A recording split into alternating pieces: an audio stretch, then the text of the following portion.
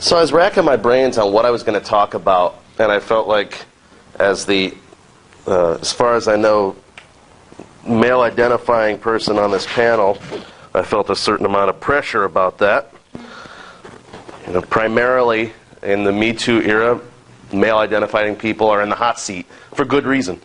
And there's a lot of cultural reasons for that. I mostly call it patriarchy. I thought it was rather amusing. Steve Bannon, that character, was in the news recently saying that the anti-patriarchy movement is going to be bigger than the Tea Party ever was. And the right is very afraid of this. And of course, that was demonizing what we're doing here. A lot of what we're doing here is undoing patriarchal notions. Things like ownership and conquering and, old ideas of your wife is your property and things like that. And I keep coming back to the ideas of dignity and honor, that everyone deserves dignity, and that when they have their dignity somehow taken from them is when they're most hurt in a Me Too sense. And that everyone should be striving to be honorable. But what do those mean? You know, you can't really put it into a single image. Like, you can't post a picture of your dignity on Facebook. Like, that's not really going to convey. You know, how would a man show that they have honor on social media? It's really difficult, right? And so I come back to two basic ideas here, which is what to do and what do you do when you screw it up, right? So what to do? We've got different models of consent to consider. You can Google these. I'm going to go through one of them in detail, but I'm going to list a few before I get started. So I come from a lot of different realms, whether it be from the BDSM world or from my days when I was considering the priesthood years ago. A lot of different ideologies that have been in my head over the years, and I've kind of ranged on being pretty conservative to rather intersectional leftist today. So I'm going to list a couple of these. We've got SSC, right? Safe, sane, and consensual. That's an older model that's kind of fading out, so we're not going to bother with it too much today. We've also got RAC, which would be risk-aware consensual kink, where the important part is that you're aware of the risks you're taking and you're consenting to whatever the thing is that you're doing, right? But what I'm really going to focus on today is called fries. And you can pull up in Google image search Planned Parenthood fries, like the French fries. You know, we've got. Someone's hungry. Right? Maybe you can't read that. Doesn't matter. You've got F-R-I-E-S. F for no. For freely given. Freely given. So if it's coerced or pressured, it's not really freely given, right? And you can't take it. It's got to be given. Right? R. This one gets a lot of heat in the Me Too era. Reversible. R is for reversible. What does reversible mean? Does it mean that you can change it retroactively? Sometimes. Sometimes it does mean that. But primarily what it's talking about is that, let's say, for example, a hug. Someone says, "May I give you a hug?" You say yes, and the hug begins. And then it never ends. Like, it's just going on and on and on. But at any moment, either one of you has the right to end the hug. Yes, you said yes to the hug. But now you can reverse your yes to a no. The hug is over now. I had someone hold on to me for a 20-second hug that I wasn't expecting and whisper, "Consent is sexy," in my ear. As I didn't sign up for this. I is for informed. You have to understand what it is that you're consenting to. And that goes under risk-aware in a crucial way. You've got to have the information to know what you're saying yes to. Like for the hug, for example, I didn't understand that I was signing up for 20 seconds. I thought it was going to be like a typical 2-second hug from a total stranger. But the moment they let me go, I'm sitting there in the last couple seconds of this going, when is this going to end? They said that, See, it only takes about 20 seconds to release oxytocin, which is how we bond with each other. And immediately I thought to myself, well, news to me, I was not informed of this. And two, I didn't consent to bonding with you in this way. E is for enthusiastic. We hear about this one a lot, enthusiastic consent. We want a hell yes, not just a I guess yes. Right? Enthusiastic is what gets a lot of emphasis in this era, but I feel like some of these other ones are just as important. You know, I enthusiastically agreed to that hug, but I was not very informed about what it really involved, and I didn't feel particularly safe reversing it. It felt weird to push this person away. I wanted to be nice, I wanted to respect their feelings, I wanted to respect their intent, but the impact they were having on me lasted to the point where I'm still talking about it, and it was months ago. An S for specific. Specific, you know, if she had been very specific that, would you like to have a 20-second oxytocin bonding hug with me? I would have said no. I would have said no if it had been that specific, but it wasn't. It was the vague hug, which then I assumed meant what I typically think of a hug. Now, we might all have a different perception of what a hug means and how long the hug is, or how creepy the hug is. You know, I joke about creepy hugs. I'm like, how could a hug be creepy? I was like, let me show you. Let me show you. You know, there could be a slight thrusting forward. There could be one of those kind of rubbing hugs. You know, there's a lot of ways that a hug could be crossing some boundaries. So to go over this, we've got freely given, reversible, informed, enthusiastic, and specific. And Planned Parenthood has been passing around a little picture of fries with this all spelled out. And there's a lot of articles and think pieces on all the details of it. I just feel like it's so comprehensive. Yes? I also think that specific, doesn't it also mean that we might be having a specific hug right now, but 10 minutes from now, that's a different time, a different place. The experience is very specific. Having another one 10 minutes a day from now doesn't, the first hug does not entitle you to all the other hugs. It's a very specific experience. That's true. Yeah, it's also, I do believe in time as it relates to consent in the way that you can grant future permission. And I really love the castle metaphor. There was the tea metaphor for consent that went around a few years ago. It went very viral. How many are familiar with this tea metaphor for consent? Yeah. I didn't like it at all. I felt it had a lot of issues. And one of the issues, you know, it compared it to things like, well, if you're passed out, you don't try to pour the tea down the throat. Valid. But when I'm really drunk, give me some tea. Right? Like, I might actually not want the tea, and yet I need it for various reasons. Oh, you know, I might be refusing the water, but in that case, you're really having my best interests in mind. So please, get me to drink the water while I'm too inebriated. So it had issues when it came to inebriation and some other stuff. I like the castle metaphor better, and there's a similar little cartoon drawing of it in the same way that the tea had. So if you Google castle metaphor for consent, it should pop right up. And it's this idea that with any individual, not just random strangers, but anybody, you start to slowly build a castle of consent together. And this is certain assumptions you make about each other. For example, if you've been with a romantic partner for X number of years, there's certain ways that you interact with each other where you assume that it's okay until told otherwise. Now sometimes a little paint chips off the walls and you have to repaint them. You have to have this conversation again. You told earlier the story of the married couple who had never really talked about it. They were building a consent castle together for 30 years, largely unspoken, but a lot of other nonverbal dialogue going on and certain habits. But maybe there's some things that need to be greased, some paint that needs to be redone. So I look into that metaphor. But I'd like to change topics now to what you do when you screw it up. So we're talking about how to get it right or how to be more careful. But I'd like to talk about what's called the Nopology. In order to really understand an apology, it helps to understand a nopology or a fauxpology.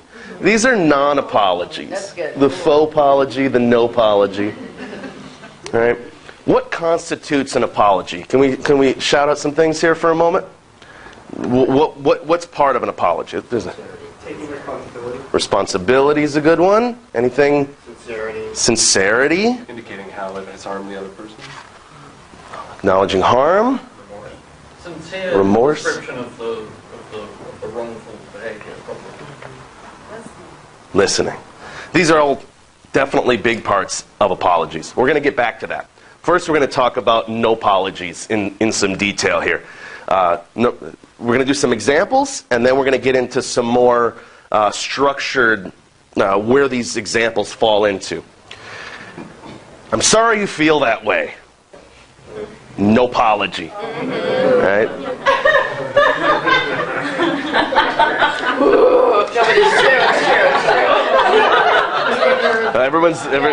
Everyone's heard that one before. Yeah. Mistakes were made. That's a corporate apology. Uh-huh. Title of a good book, which is "Mistakes Were Made, but Not by Me."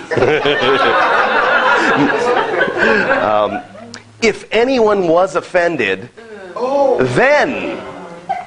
If, then, right? Reminder: these are things to not do. these are nopologies, right? There was a classic incident in Malaysia where it was a diplomat in Malaysia in 2014, and the quote in the press was, "We'd like to acknowledge responsibility where that acknowledgement is appropriate."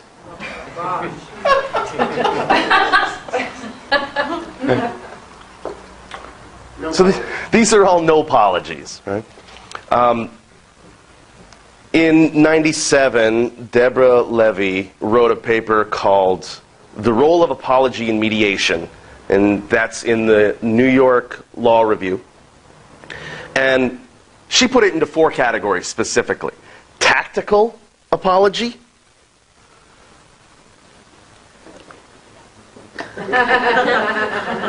explanatory apology, formalistic, and I swear to God I didn't make this up, happy ending apology. Now, either happy ending didn't have that connotation in '97, or DEBORAH LEVI has a good sense of humor. Okay, so tactical apology. This is something where the point of the apology is strategy, Slytherin maybe. The point of it is PR spin. It's to make yourself look good. It's to show how great you are, how much you know, how wise you are, to achieve a certain end. It's a very selfish move. I call it PR spin. You've got the explanatory apology. This is what I'm most guilty of doing in my personal life. Someone tells me that I've hurt them. Immediately I want to explain what I was thinking, what I was doing, how I was feeling, why I would do such a thing. I want to explain. It's a defensive approach. There's a big flaw in that it's not listening very well. And it's not acknowledging that it's still my fault regardless of the excuses. And then you're asking the offended person to take care of your feelings. That is a big part of it. Emotional labor is a big part of that, and trying to settle me down. Now I'm upset that I've upset someone. Formalistic is kind of like when you smack your little brother and then your parents go, "Now go apologize to your little brother." And then you go over there and go, "I'm sorry.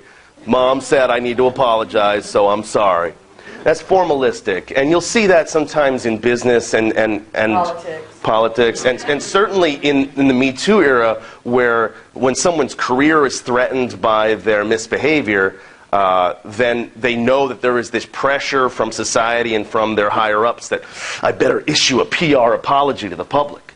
And that's often what we're seeing in the MeToo era, is this PR move, where it's a mixture of explanatory, tactical, and formalistic.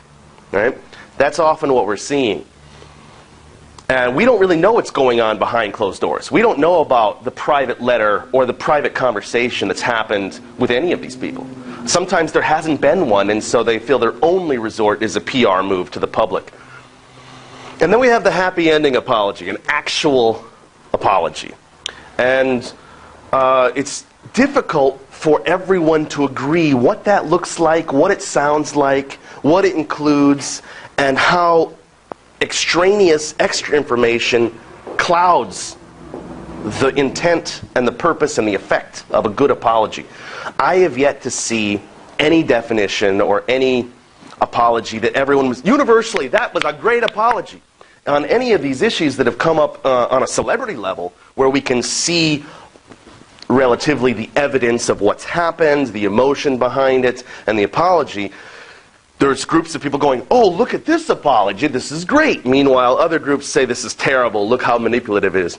And typically it's because it's falling into one of those categories, the tactical, the explanatory, or the formalistic. So here's one definition of apology that takes all that and summarizes it. So an apology is an acknowledgement of injury that accepts responsibility with vulnerability. And that vulnerability can take different forms. It can be purely emotional, like remorse, regret, shame. It could include reparations, like covering the cost of damages. You know, sorry, I bumped into your car with my car. It's $300. Here's the cash. Right? It could include making yourself vulnerable to getting fired. You know, if you're admitting the thing that you're being accused of, you may have consequences. So it's acknowledging injury, accepting responsibility with vulnerability. Beautiful. Right? How does that definition feel? Is that something that makes sense to people? Does that cover it? Am I leaving something crucial out? Yes. There's a lot of hands. Okay. Facilitating empathy.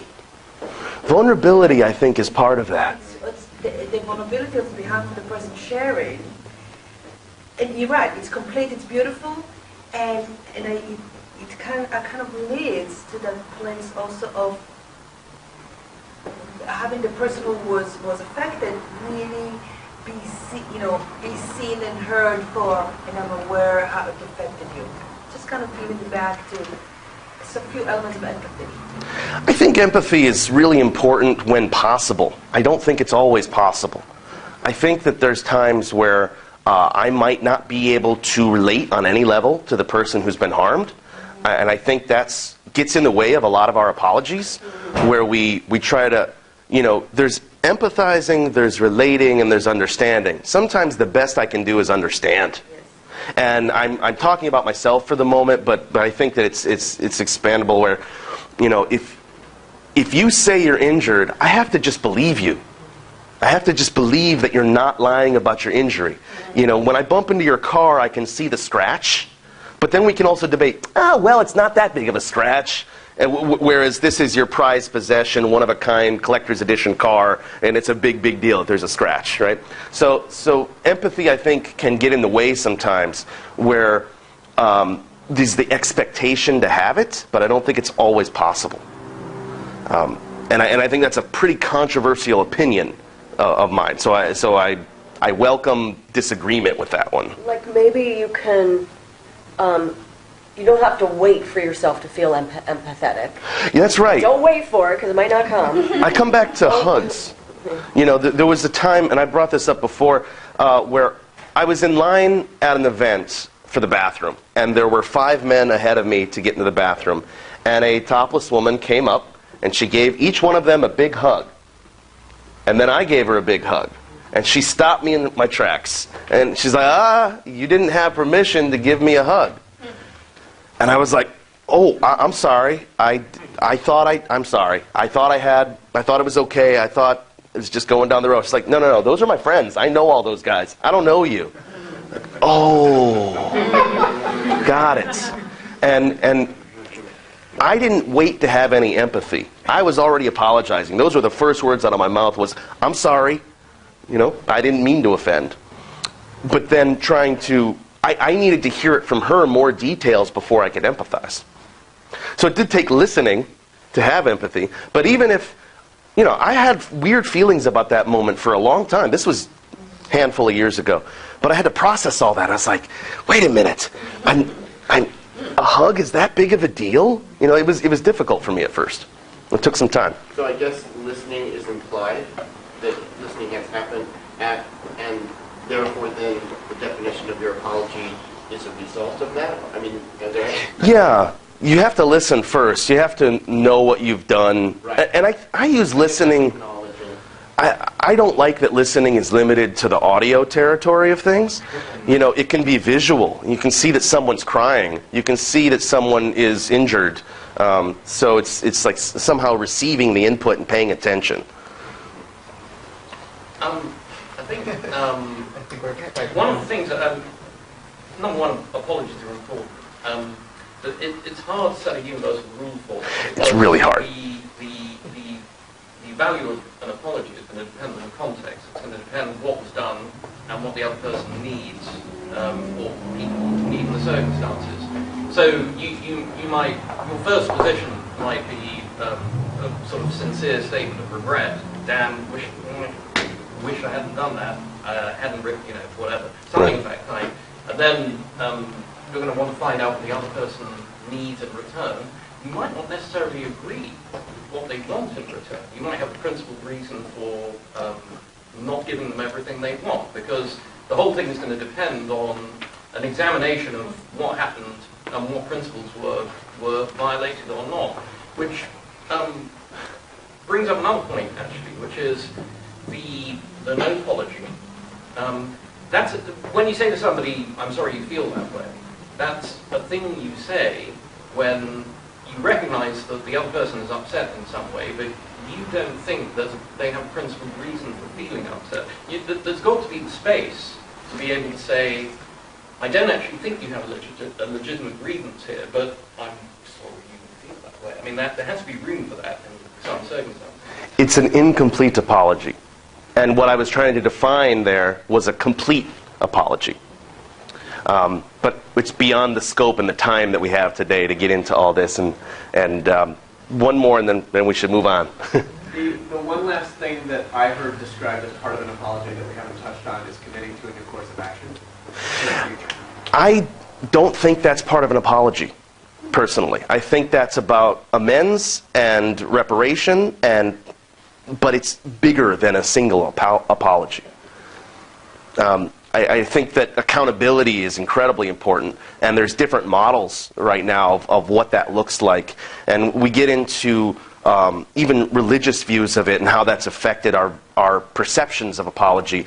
Is it you said I'm sorry and thus instantly get forgiveness? Can you have forgiveness and then be held accountable for years to come? The whole idea of forgiving and forgetting, forgive but don't forget, accountability is way bigger than what I include in apology. But a lot of people do, so I'm glad you brought it up. Thank you much.